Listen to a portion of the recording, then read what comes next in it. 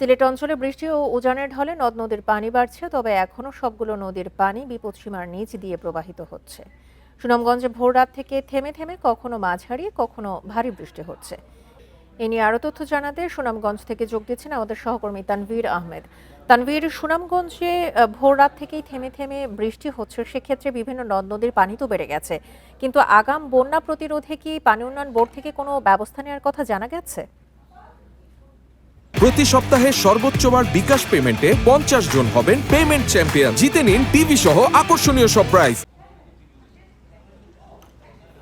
ধন্যবাদ আপনাকে। সকাল থেকে কিন্তু তেমে তেমে বাড়ি থেকে মাঝারি বৃষ্টিপাত হয়েছে, কিন্তু এখন দুপুর থেকে কিন্তু সুনামগঞ্জে রোদুজ্জ্বল আবহাওয়া এবং এখনো রোদ আছে। তবে যার কারণে সুনামগঞ্জে সুরমা নদীর পানি 3 সেন্টিমিটার কমেছে। তবে এটি কিন্তু আসলে শঙ্কামুক্ত হওয়া যায়নি, কারণ যেহেতু বৃষ্টিপাত হওয়ার সম্ভাবনা রয়েছে। পানি উন্নয়ন বোর্ড জানিয়েছে যে আগামী আরো 4 দিন বাড়ি থেকে অতি ভারী বৃষ্টিপাত হওয়ার সম্ভাবনা রয়েছে। সেই কারণে কিন্তু বন্যা পরিস্থিতি সৃষ্টি হওয়ার একটি শঙ্কা আসলে এখন পর্যন্ত আছে। তবে যেহেতু পানি ঢল নামছে নদী দিয়ে, আমরা দেখেছি যে প্রবল স্রোতে কিন্তু পাহাড়ি ঢল নামছে, যে কারণে যে নির্মাঞ্চল আছে, নির্মাঞ্চলের যে গ্রামীণ সড়কগুলো আছে সেই সড়কগুলো কিন্তু তলিয়ে গেছে। এবং এই অঞ্চলের মানুষজন এখন ছোট ছোট নৌকায় করে এক গ্রাম থেকে আরেক গ্রামে যাচ্ছেন এবং উপজেলা সদরের সাথে আমরা দেখেছি যে তারা নৌকা যুগে আসলে যাতায়াত করছেন।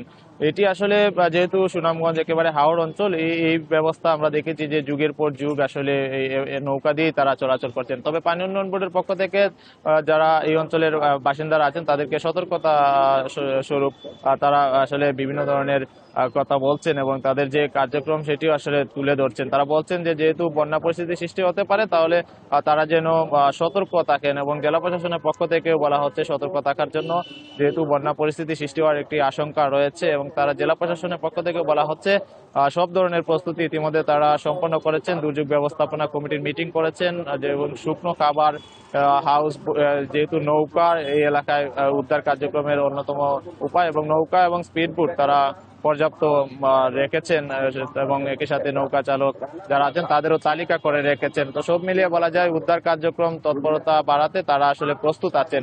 বন্যা পরিস্থিতি সৃষ্টি হলে তারা পানি উন্নয়ন বোর্ড এবং প্রশাসন তৎপরতা বাড়াবে, এমনটি আসলে বলা হচ্ছে তাদের পক্ষ থেকে। তো এই ছিল সুনামগঞ্জ থেকে সর্বশেষ।